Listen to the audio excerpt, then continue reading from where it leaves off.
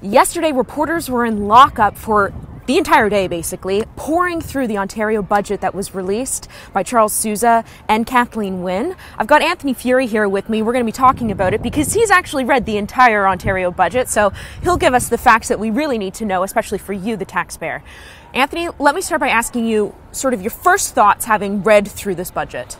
I can't remember what the name of that classic rock song band is, but the one that goes, "This is the road to hell. This is the road to hell." I mean, that's what we're on here. Maybe this is the road to Greece. I don't know. One of the two. Marissa, the things that the mainstream media do with their stories is they tell you all these little new things, these new tax credits, these new funding priorities. And let's be crystal clear here, folks. Those don't matter. What matters is that one sheet, that statement of adjustments that tells you, well, how much is the debt going up? How much is the budget going up? And the thing that I'm not so crazy about, Marissa, 2003 budget, that was Ernie Eves' last budget. He was the last progressive conservative premier of Ontario. He tabled a budget with expenses of $66 billion. Wow. So it took us 150 years of Ontario history to get to $66 billion. Oh, wait a second.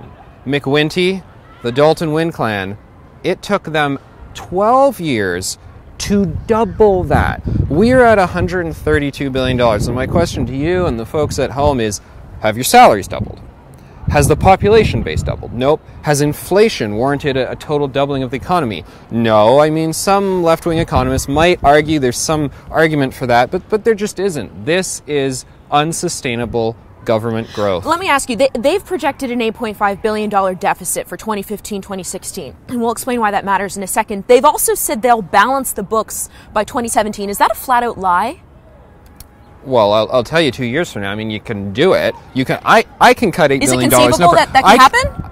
Yeah, I mean, I can balance the books today because there's a bunch of things that I would put on the chopping block. The question is, can the Liberals not make government bigger, promise to do more things for more people, and rein in their budgets in 2 years? And Kathleen Wynne is a very left-wing fiscally person. She's no Paul Martin. She's on the left of the Liberal spectrum. So I don't have good hopes for this. Now, we just saw the federal budget released by the federal Conservative government. How would you say there's, those two budgets sort of compare and contrast?